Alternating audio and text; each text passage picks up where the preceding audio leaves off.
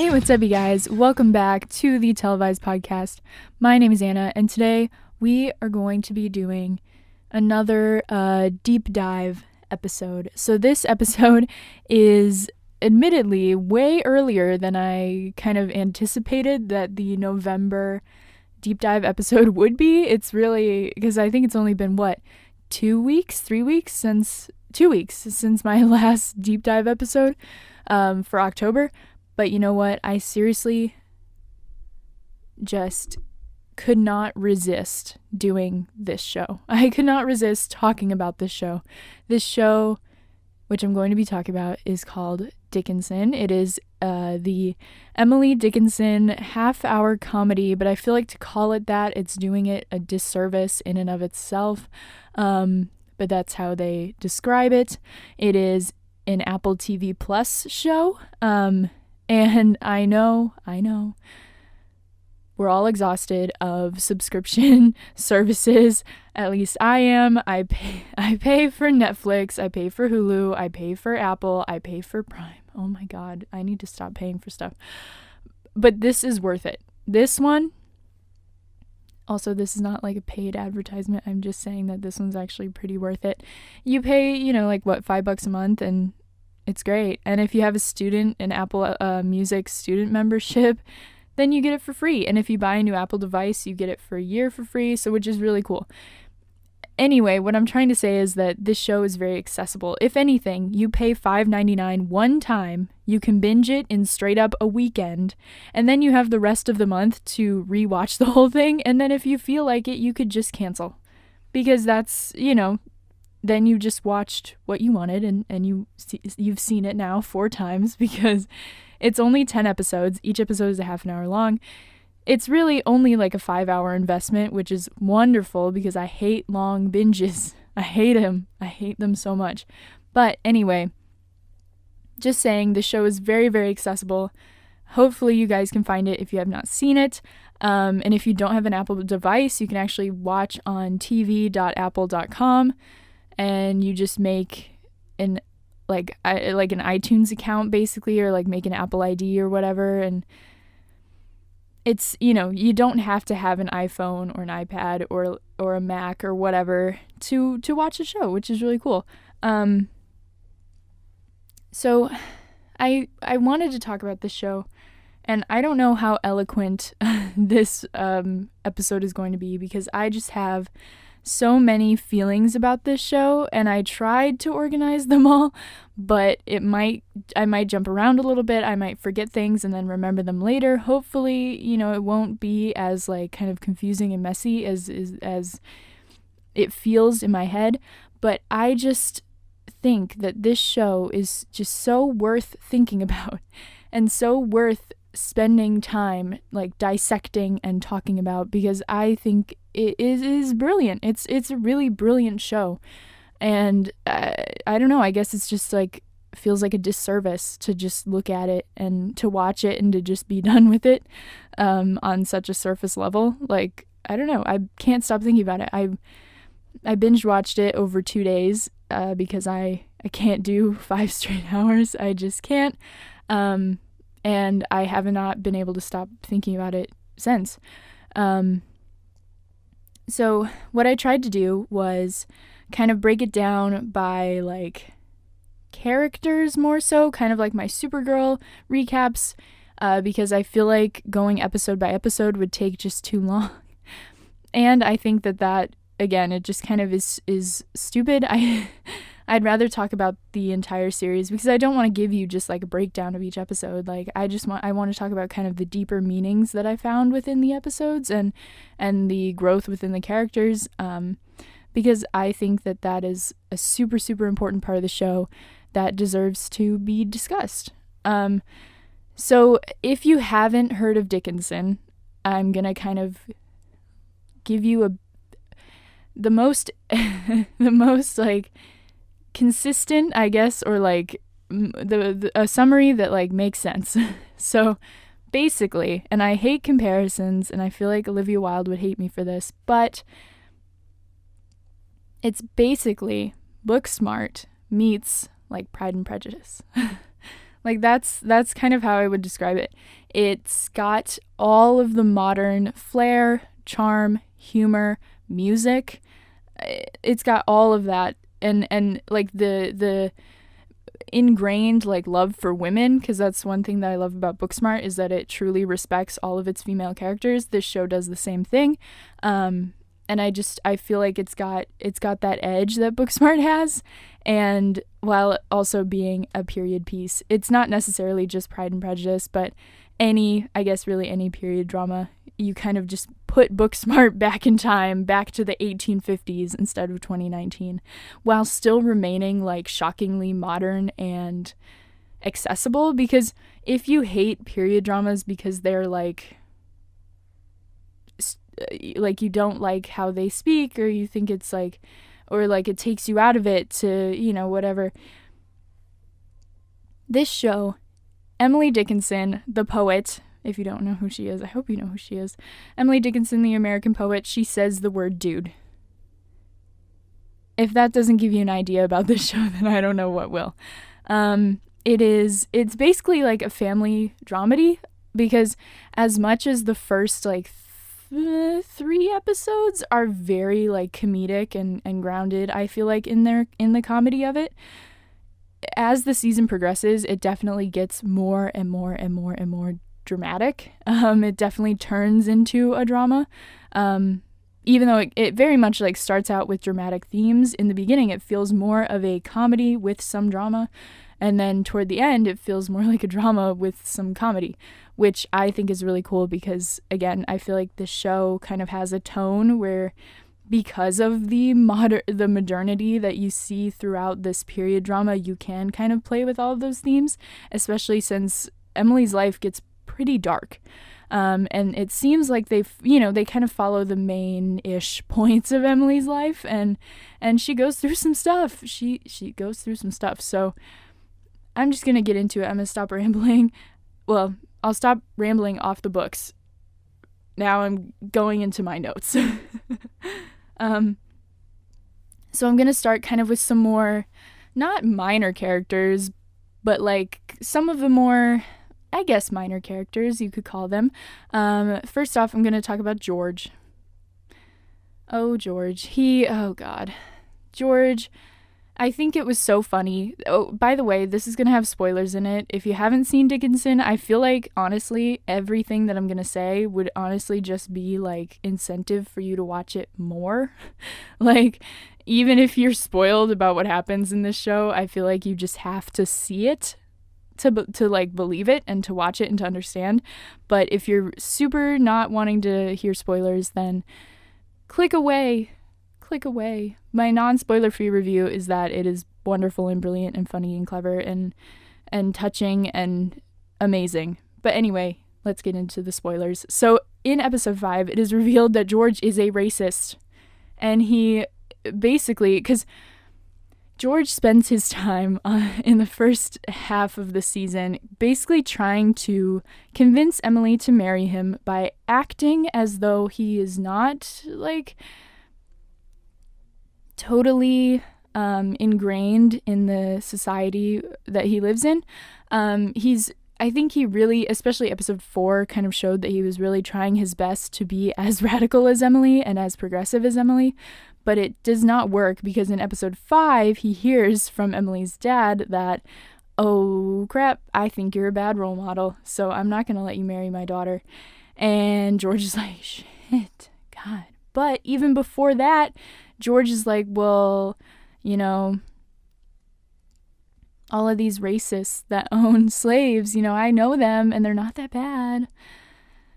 I feel like, I guess they're just old-fashioned is what he says. I guess, but are we going to start condoning slavery? No, we're not. So George is revealed to be a racist, and then he just disappears for 4 episodes, which I think is absolutely hilarious. He just reveals himself as this kind of racist, misogynistic, sexist person to Emily, and then Emily basically just kind of kicks him out of his life. And we see him, we do see him again in episode 9, but very briefly, and then again in episode 10. where he says that he's leaving, like, to go out west, which, again, very funny that he kind of just reveals himself to be this bad man and then, bye, no more bad man. Then we have Mrs. Dickinson, who I think her story was so interesting because oftentimes, you know, like we see Emily do, we see women in these period pieces rebelling against the societal norms and against the institution of the patriarchy and everything that was happening at the time. But we see Mrs. Dickinson embracing the restraints of womanhood at that time and being super, super proud of her role at the time. She doesn't have the want to break out of her role that Emily does, because Emily views, you know, being a wife as something to look down upon, whereas Mrs. Dickinson views it as like the best job in the whole world. And you see her kind of slip into a bit of a depression even when Mr. Dickinson is gone, when he goes off to Congress. He's gone for a couple episodes, and especially at the Christmas episode, she's like, oh my God, you know, he's gone. I cannot bear to go on. Like, how am I supposed to get out of bed now because he's not here? So her identity is very much attached to Mr. Dickinson, and she really enjoys doing that and being the housewife. And she was even very upset when Emily convinced Mr. Dickinson to get a maid to hire Maggie, because she's like, does that mean that you don't like the job that I'm doing as your wife? Like, I've always been a great cook. And I think that all stems from the fact that she has built her identity around the duties of a housewife. So, you know, seeing Maggie come in and her kind of be like a help, but she sees her as like a competition or like a physical personification of her failings as a wife, because her identity is in that, and she spent her whole life trying to be this perfect wife, because I think that's exactly what her mother trained her for, the same way that she's trying to train Emily and Lavinia to be those perfect wives, which is super interesting because, again, I feel like a way that we could tie this to modern times is that, you know, yes, there are a lot of feminists, and yes, they want to be liberated and break away from the patriarchy and have a career and make their own money and maybe not ever get married or maybe not ever have kids or whatever. And I was actually watching this interview of Angelina Jolie and Elle Fanning from the new Maleficent 2 movie, which I really enjoyed. And Angelina was saying, you know, Aurora has strength in the fact that she wants to be a mother, that she wants to be a wife, that she has this softness to her. And I think that's really interesting because, again, you know, we don't really see those characters a lot because there's this push and this need for these like strong, you know, like strong female characters, whatever. But there is strength in femininity, and I think that Mrs. Dickinson shows that. She's a very like strong, stern woman, and no, I don't agree with her, and no, Emily does not agree with her, and you know, they butt heads all the time, but she's still very, very strong, especially in her femininity and in her want to be a wife and to be a mother and, you know, to have that role. So I think that's really interesting. I thought that was a really interesting take, because they could have gone, I feel like they could have gone like any number of ways with it, but they, you know, they could have kind of shamed, I guess, her character for that. But really the only person who does that is Emily. Emily's the only one that actually like kind of looks down upon her mother for what she's doing. Everyone else kind of reveres Mrs. Dickinson, which I think is really, really interesting. And then we have Austin Dickinson. His story was kind of a wild ride. He was charming and funny for like most of the series, for like most of the season. And then all of a sudden, he's screaming at Emily, yelling at her, deciding for her that she's going to be locked in her room for his whole wedding. And I mean, I understand. But I understand where it all came from. I just was thrown for a minute. Because, like I said, I think to look at any of these characters at the surface level is to do each of them and to the story a disservice, because of how deeply nuanced and well-written these characters are. Because Austen, I think, because in episode 3, we see Sue basically, first of all, we see Austen find out that Emily and Sue have this secret relationship going on. He finds them kissing in the bedroom. Emily's like, she was just comforting me, and he's like, not buying that at all. And Sue runs away. So Austen really didn't have to deal with the fact that Emily and Sue were like kind of a thing for quite a long time, because Sue ends up coming back in episode 6. So Austen really doesn't have to deal with any of that. And then you see Emily and Sue still kind of being mad at each other throughout episode 7, a little bit in 8, I think. Kind of, not really. I think mostly they kind of resolved it in like episode 7, 8.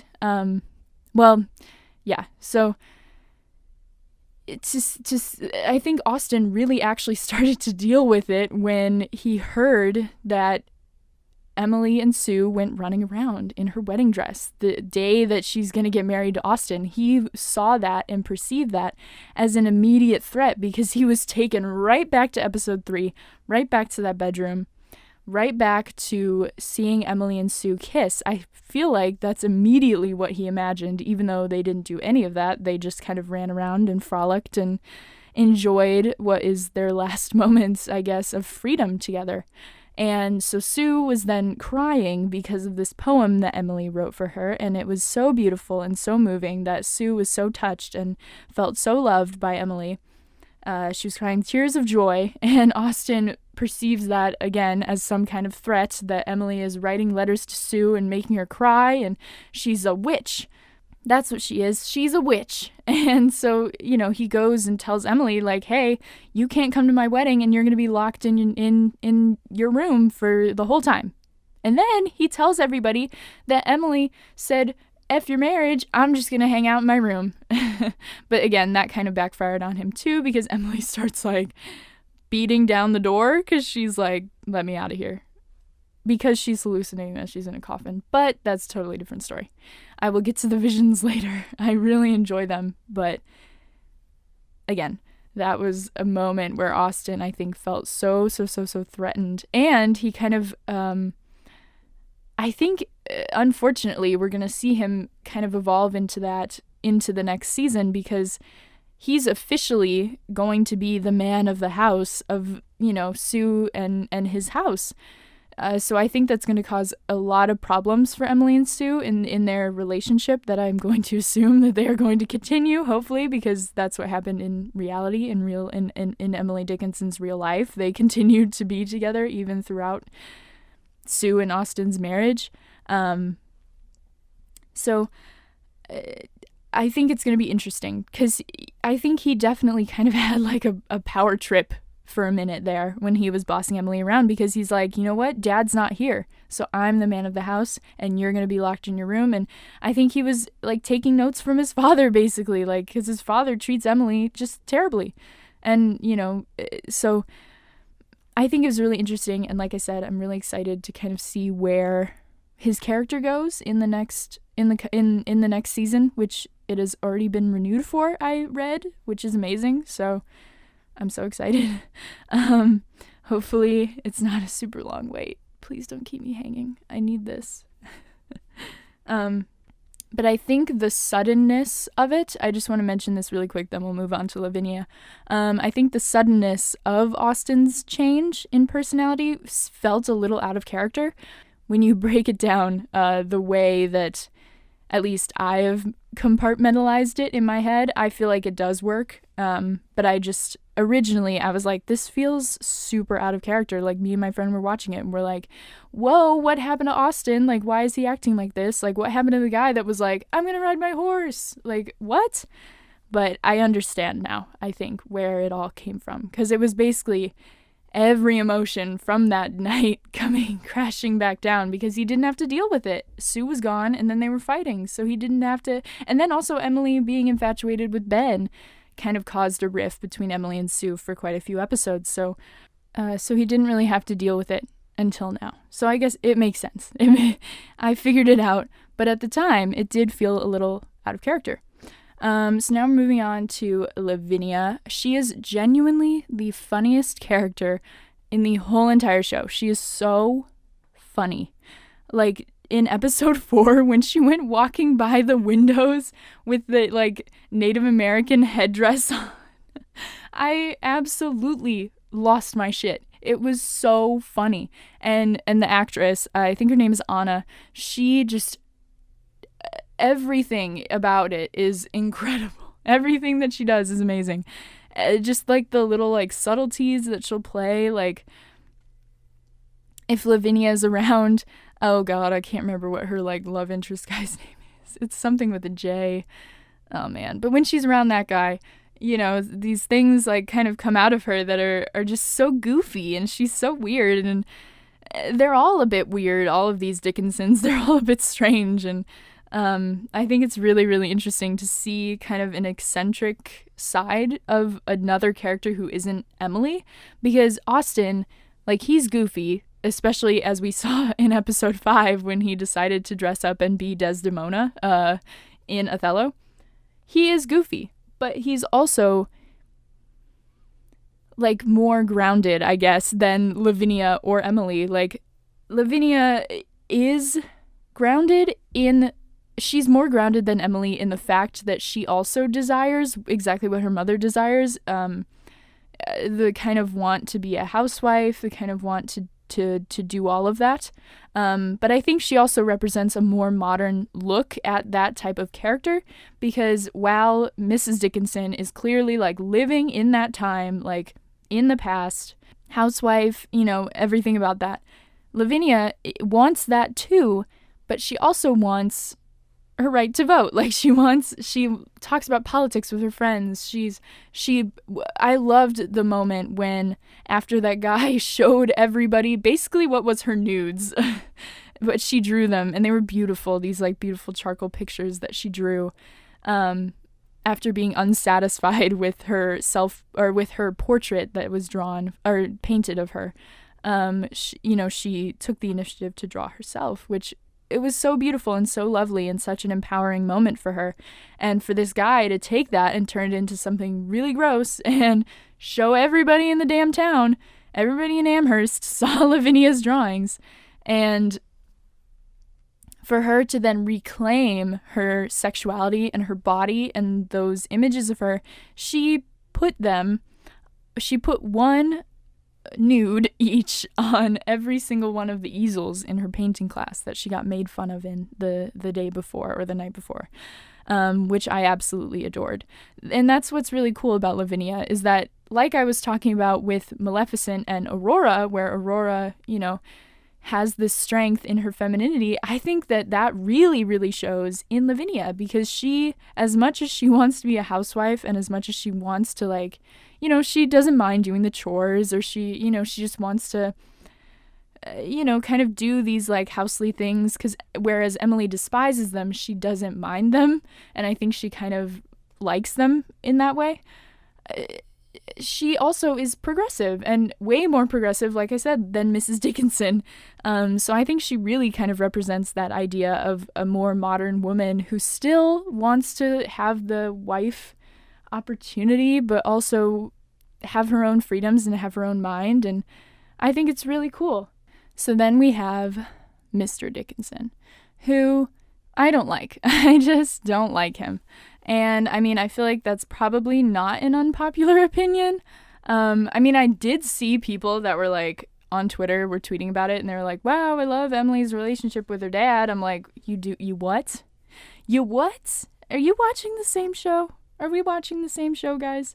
I guess I understand, but his relationship with Emily kind of gives me whiplash because, and I think that's the point, is that you're supposed to see kind of this man who kind of like goes off the rails when his control is taken away, but when he's not being threatened, then he is perfectly cordial and kind of a fun dad to Emily, like that time where they're playing Old Maid together. Like, that's really fun. That's really cute. You know, it's like very cute father-daughter like bonding scene.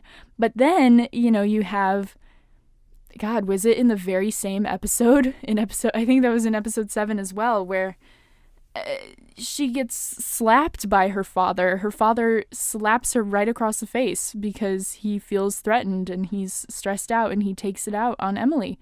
And so it definitely kind of gave me whiplash in that way, but I definitely still, I mean, I understand kind of, I feel like what was happening, because I think we were supposed to get whiplash, because I think Emily feels that way about him, where she's like, well, I see this side of him, I see the side of him that wants me to play Old Maid with him or whatever, but then I also see the side of him that wants to keep me locked down in this house forever, and the one that wants me to silence my voice and not share my poetry, and the one that gets so mad about things that I do. And I think it's very, very interesting, you know, to see this relationship kind of unfold, because, again, I think that's another thing that, you know, we kind of have, where it's like you can have relationships with people who you don't agree with everything on, and you don't like everything that they say, or, you know, whatever, and you kind of grapple with that. Where do you draw the line on how much you love somebody based on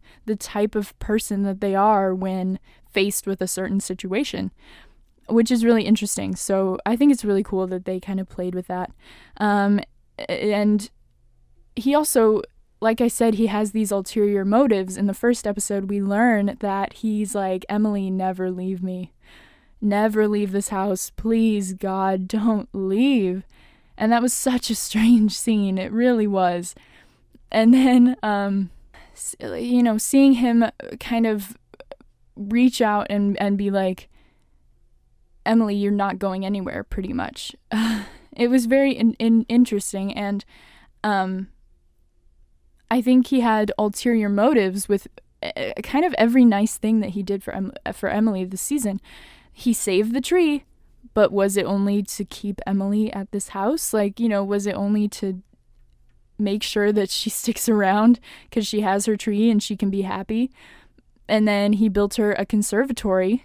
For Christmas, he gave her the plans for this conservatory because she was saying, like, oh, well, there's no flowers in winter. So he's like, well, here you go. You can have flowers all the time now here at our house.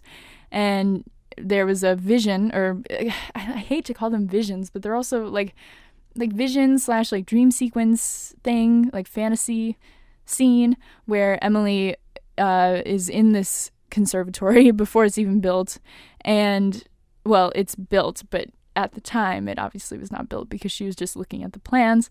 And she's in there, and then she tries to leave and the door is locked and she cannot get out.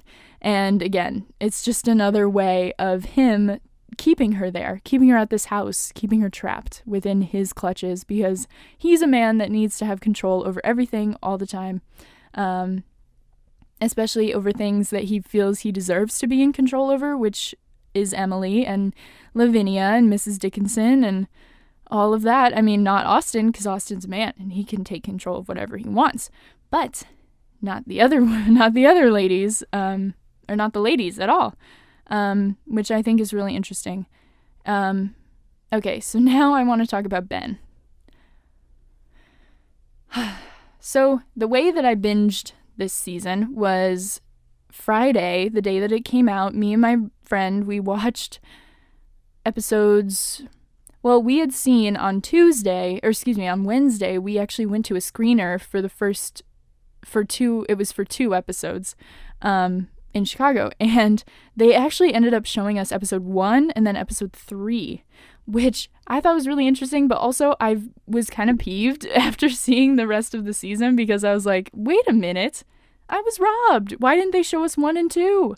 I was robbed of seeing the Mitski, like, intimate moment on, like, this gigantic movie theater screen. I was robbed. But anyway, I digress.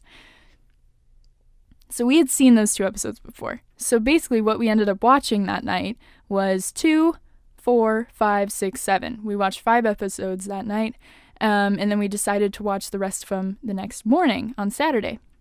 So at the end of episode 7, it is kind of, we kind of leave Emily and Ben in this kind of, sort of, almost romantic area.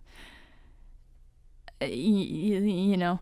And so over that night, I was looking on Twitter and seeing things, and I was seeing people say, like, oh, well, you know, like, yeah, Emily and Sue, like, they have that kiss in the first episode, but then, like, after that, the relationship kind of just, like, peters out, and then it's, like, super straight for the rest of it. Like, it's, like, totally het rights, or, you know, whatever they said.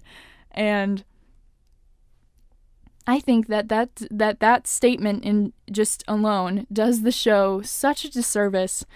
Like I said, because you're looking at it from this, like, totally surface level point of view, and you're not seeing what's actually happening. Like this is a show that you have to think about, and I know that some people don't like that, but this truly is a show that, like, warrants thinking and thinking critically about what is happening on the screen before you. And I love that about the show. It made me mad to see that, especially after watching those last 3 episodes. I'm like, what? In what world is this show too straight for anybody? Like, what? It just doesn't make sense. The whole thing didn't make sense. And I was kind of mad because now I'm like, well, if I like had just decided to, like, stop watching or whatever, which I'm, you know, glad I didn't, but what if I was like, oh, well, it just totally, everybody's saying that it was totally, like, queer bait and don't support it, like, whatever. What if I had stopped watching? Like, that'd be so upsetting, and I wouldn't have gotten to see all of the Emily and Sue amazing things that have happened and what will happen, hopefully, in the future as well, between the two of them, because somebody was, like, not, you know, thinking deeply enough about this show to understand it. And that sounds so, I know that sounds so, like, snobby, but it just really, like, feels like that, because I'm like, you guys have to, like, look, you have to, like, think, like, please think about this. Think about what is happening on the screen. And I'm going to talk about this really quick. So I believe that the reason that Emily was so infatuated with Ben, first of all, is because Sue was gone. So Emily had nobody around that understood her. Nobody. Like, literally no one. Everybody kind of made her feel like an outsider, except for Ben. So when she met Ben, she was like, oh my God, this is like man Sue. Like, this guy, he's guy Sue. And so she's, like, gonna attach herself to him no matter what, even as, like, whether it be friends or romantically or whatever, like, because I feel like she would absolutely go stir crazy. She's lived her whole life with Sue, at least, always being around to understand her. Now Sue is gone off in Boston, you know, for a couple of episodes, and she's been trying to distract herself, you know, by going to save the tree, like going spontaneously to Walden, you know, to distract herself from missing Sue and from feeling so ostracized from the world. And then episode 5, she really, really dives deep into her poetry club and again tries to distract herself from the fact that Sue hasn't written.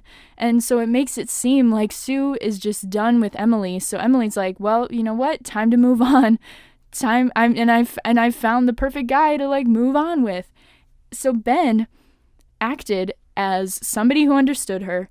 Also, her ticket out of the house. Like, Ben could marry Emily and they could move away and they could have a house somewhere else. Like, that is, like, the dream for Emily, because, like I said, she feels trapped in this house. Her father is, like, keeping her on a lock and key in this house. Her father is building things to keep her in this house. And she is realizing, oh my God, Ben can totally get me out of this place. He's a man. He can do whatever he wants. And if I am his wife, then he can take me wherever he wants. But Emily knows that that he would actually listen to her input on any of that, unlike George. And that they would actually kind of have some sort of understanding between the two of them, you know, while being married or, you know, whatever. And also, he's he's her ticket to some kind of normalcy. Like, because the poor girl, absolutely, her whole life kind of has been ostracized and bullied by her family and by her peers for being totally different from everybody else. She's very different, and I feel like it stems from the fact that, one, she's queer, also she's just very different. She's kind of crazy. Emily is kind of crazy.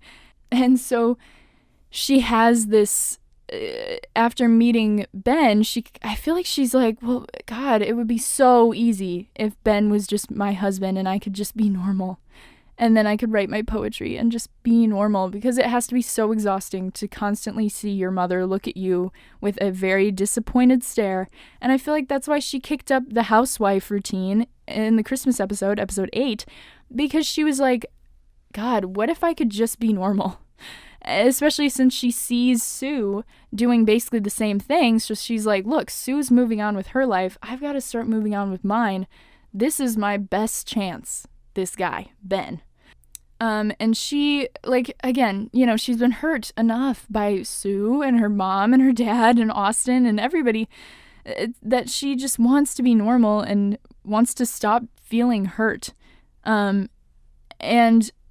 I think it's very interesting. I'm going to talk about her visions or dreams or fantasies or whatever. So she has she has 3 that involve Ben, but 2, like, kind of big ones. So episode 7, which I'm going to talk about, like, separately, because I think that's the best episode of the whole series. I think it's brilliant, but I'll get into that in a minute. Episode 7, when Emily envisions that she went to the circus, Ben is there and he's dressed as, like, a jester or, like, a clown. He comes out and he's like, it's a great crowd out there. Like, it's so good. They're gonna love you. And Emily's like, but, like, what are you doing here? And he's like, I told you that I was just a freak like you. And then he starts making out with this guy. And Emily's like, what?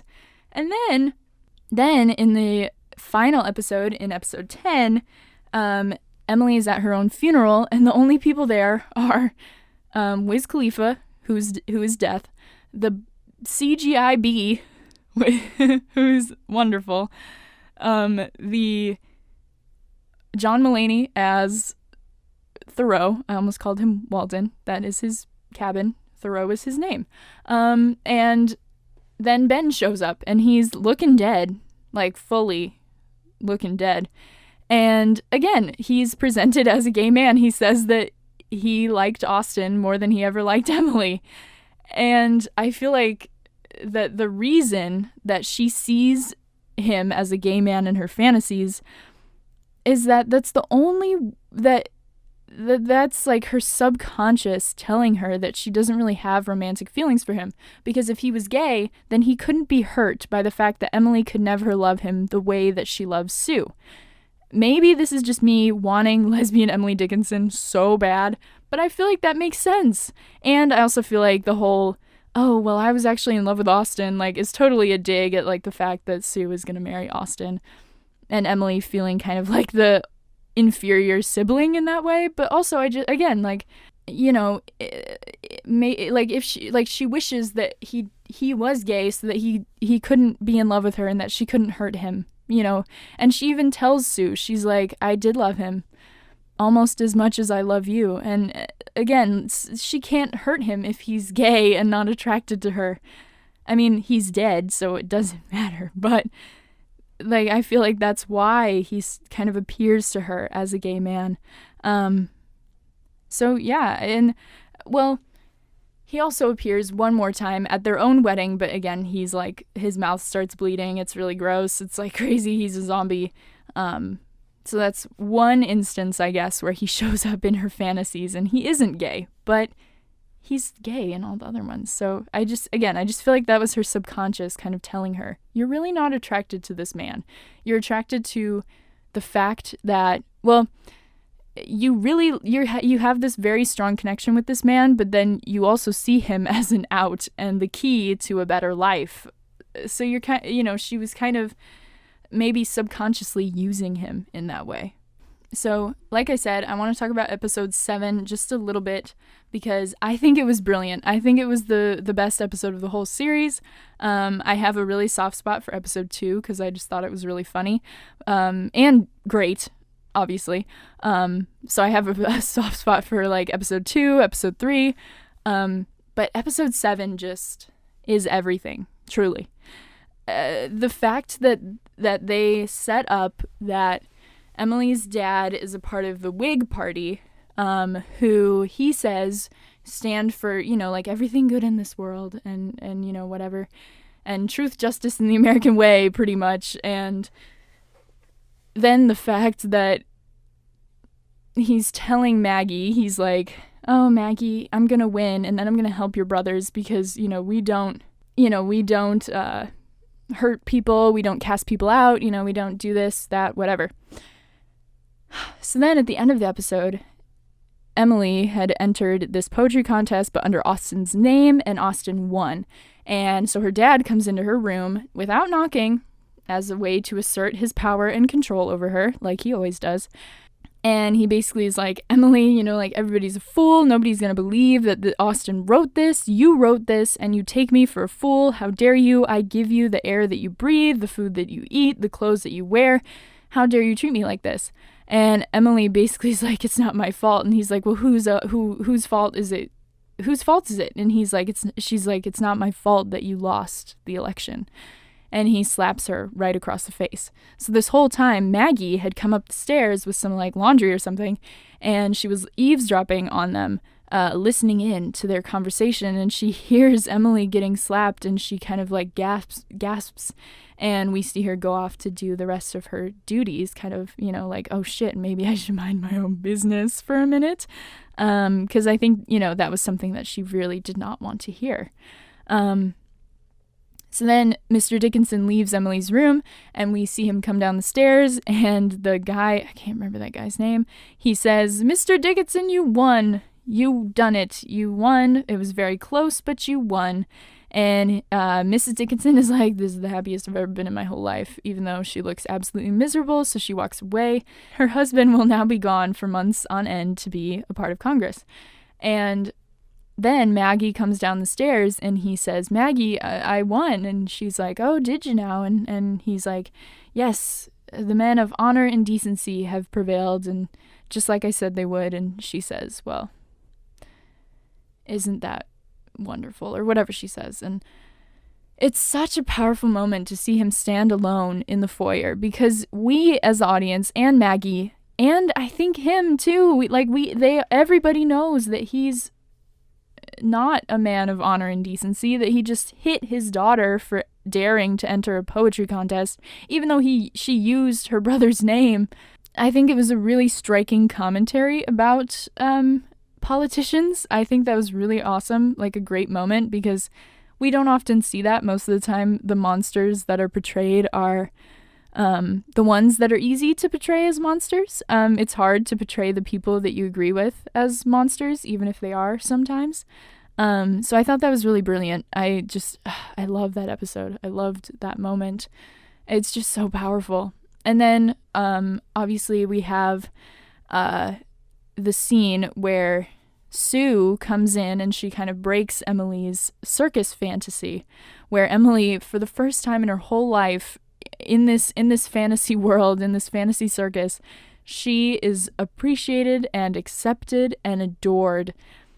People love her at this circus. She has all of her symbols that she uses in her poems tattooed on her body. She is presenting to them look at me, I'm a female poet. And everybody just loves her. And so Sue comes in and she kind of breaks that fantasy, kind of snaps Emily out of it, and Emily turns around, and instead of looking sad or upset that her father just hit her right across the face, she looks at Sue and she's kind of teary-eyed, but she looks kind of happy, and Sue says, oh, Emily, what's wrong? You're crying. And she says, I went to the circus. So she delivers that line, and then a single tear slips down her face. And that single scene alone should win Haley an Emmy for this goddamn show. It's brilliant. I mean, I just love it. And I think, like I was saying earlier, like then this leads into episode 8 where she tries to be this perfect housewife because she knows Ben's opinions on her publishing her poems. So I think she believes that if she moves in with Ben, he's going to let her be a published author. He's going to let her do all of this stuff. And so she kind of like really kicks it into high gear to try and make Ben propose to her or whatever and try and get out of this godforsaken house. Now I want to talk a little bit about Emily in terms of Sue. So Sue, in the beginning of the season, we see Emily in white and Sue in black. I think that while also like representing Emily's innocence in terms of death and loss, especially compared to Sue's overabundance of death and loss, it represents Emily's attitude towards her and Sue's relationship. I think that she kind of naively believed that her and Sue could remain the same forever, even if they never got married, that they could just kind of live happily ever after in their own little world. And at the end of the season, Sue is the one in white and Emily is the one in black. And while Emily has seen exactly what Sue can and cannot give her, in comparison to Ben, who is a man and has, you know, the right to own property and do all of that stuff, Sue kind of wants what Emily wanted at the beginning of the season. That's what I feel like, especially because I think episode 6, Sue coming back from Boston kind of changed both of their ideas. Because, like I said, Emily is the one imagining married life now, protection, you know, whatever, while Sue, upon hearing that Emily might be dying from Emily's own hand, she's decided, screw that, I'm not going to marry Austin, I'm just going to nurse Emily back to health, I'm just going to dedicate my whole life to Emily, like we could just, I don't care what happens, like it's me and Emily forever. I think that really like awoke something in Sue to make her appreciate Emily more. While also still being very, very mad at her, obviously, because, like she says in episode 7, she's like, eat shit, Emily, which was brilliant. Because she's so shocked that Emily is like, yes, you get to marry Sue, or, excuse me, yes, you get to marry Austin, and it'll be so wonderful, and you'll live next door, and all of this stuff, like, you have to marry Austin. And Sue's like, what? Like, I just came back to tell you about my undying love for you, and I was so scared that you were going to die, and I have totally rewritten my life plan on the train ride back home, and now you're telling me to marry Austin? Are you kidding? Like, so I think that that's how their perceptions of each other and their relationship kind of changed. Especially because Sue then is kind of the one staring at Emily in the bed after, I think in episode 8? Episode 8? They lay in bed together, and whereas in the second episode, Sue is like, stop staring at me, it's creepy. Sue is the one staring at Emily now. And I think, you know, the tables kind of totally turned for them. And I think that despite Sue marrying Austin at the end of the season, she still kind of has hope for Emily and hers relationship, and what she wants, and that she's come to terms with the fact that she'll always be in love with Emily, and she's kind of come to peace with it. Yet Emily has obviously come to terms with the fact that she will always love Sue, but I don't think she's at peace with it because, like I said, she wants to get out of there. She knows that any kind of life with Sue, you know, will not be as satisfying as a life with Ben would have unfortunately been, you know, as unfortunate in the sense like, oh, he died. Because she wants her freedom. She does. As much as she loves Sue, she wants her freedom, and she's not stupid enough to continually pine after this one woman. But then in the last episode, we find out she is, which I kind of love because I'm ready for gay drama and angst. But, because then George in the final episode says, are you sure that a sister, you know, is going to be enough? And Emily says, no, but it'll have to be, which I just loved. So like I said, episode 2 was my favorite episode personally. I loved it, and I now often cry to Your Best American Girl by Mitski. Everything about that scene, everything about that episode, I just I just loved it. It was so good. And then I also, like I said, I love episode 3. And the kiss scene in the rain from episode 1 is everything. And I just, I love it. And I really do like the second half of the season as well. But I think I'm more partial to the first half just because all of those episodes have a lighter tone. Like I said, it kind of gets darker as the season goes on because of what Emily's dealing with. So then, really quick, I also want to touch on Sue and what happened to her and what I want from season 2. Obviously, something terrible happened to Sue in Boston. And I think, I think that everybody kind of put it together, audience-wise, that Sue was abused. I don't want to say the R word. She was extremely mistreated and probably forced to do things that she did not want to do while being a governess in Boston.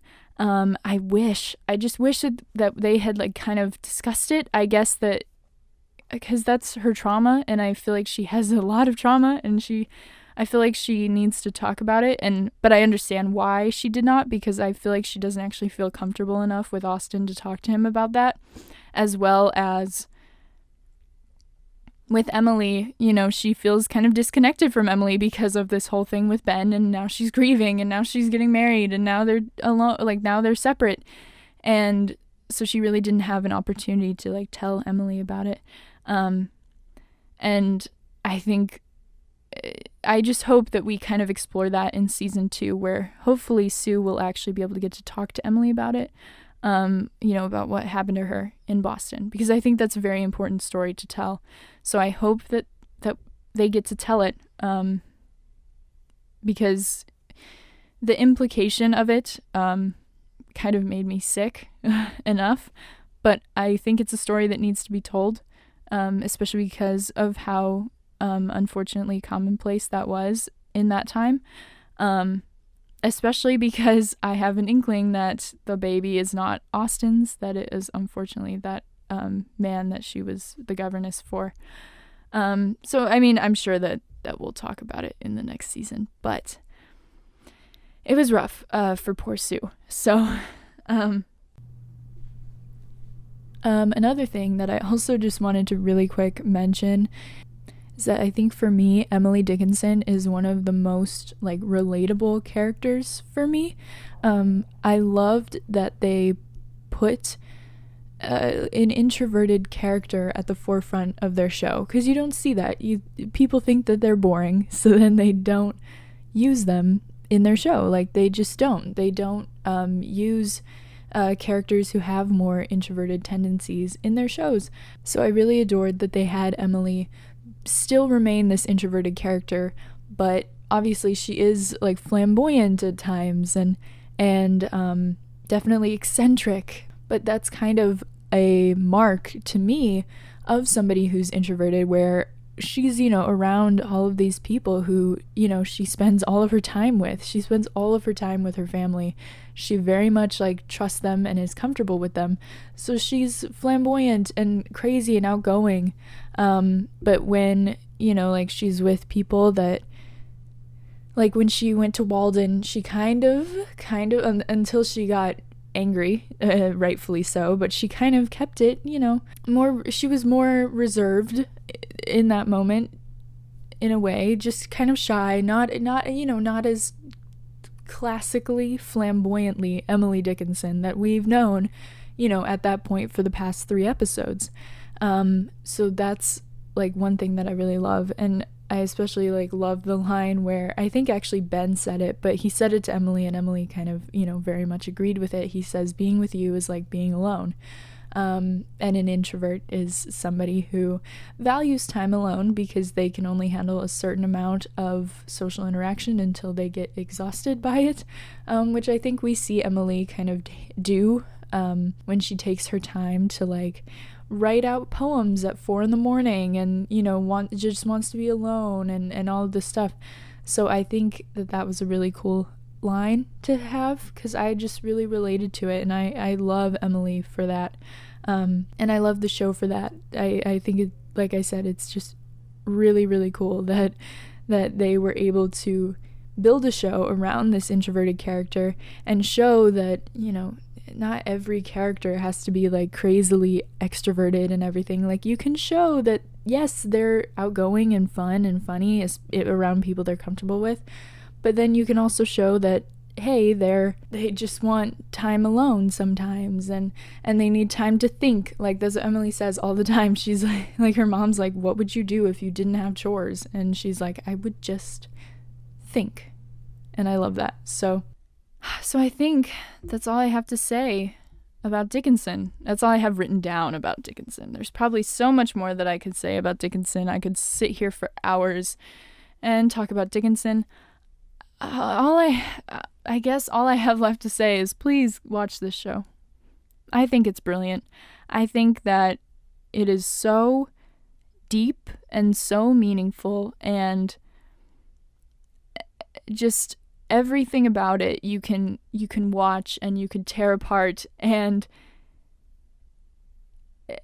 be surprised upon rewatch, and you're like, and you start to realize things. You're like, oh my god, like the gay Ben thing, where you're like, this is not like an oversight. Like, everything in the show is done on purpose, so that has to be done on purpose, kind of like all of this other stuff, like, you know. So I don't know, I love this show. I think it's a show worth thinking about. I think it's a show that leaves you with this feeling of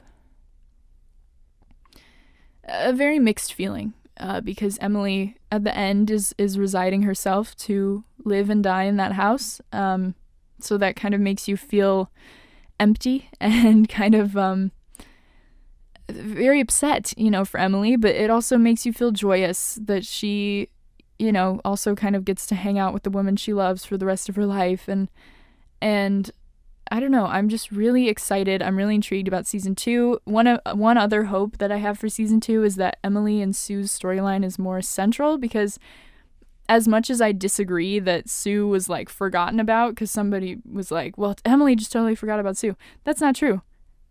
Clearly. She was trying to kind of move on. I already explained that. I already talked about that. But as much as I totally disagree that Emily just totally forgot about Sue, I think it'd be nice, which I don't think she's going away anytime soon again, so I'm glad that we got that out of the way. Sue, I mean. I think that Emily and Sue's relationship should kind of have the more central storyline, kind of go back to how it was in the first couple of episodes, just because I think that their relationship is kind of the heart of the show, and I adore them, and I think that it's really cool to watch them and to see them. So yeah, that's my hopes, I guess, for the next episode or next season. I mean, the next episodes in season 2. But I really think that is all I have to say on Dickinson. Please just watch the show. That's all oh my god, please watch the show. Congratulations to every single actor part of the show. Phenomenal job. The cinematography is amazing. The music is amazing. I mean, oh, come on. It was so good. Everything about it, just lovely and wonderful. I hope you guys enjoyed this episode. You can follow me on Twitter at Televised Podcast. Or excuse me, don't follow at Televised Podcast. The @ is at Televised Pod. You can tweet me. Let me know what you think about this episode. Have you watched Dickinson? If you're on YouTube, leave me a comment. Let me know. Subscribe, like, rate, whatever on all the platforms. iTunes, Spotify, YouTube, all of those places. I will be back next week with another Supergirl episode breakdown / review / theories / everything. And I will see you guys next time. Bye.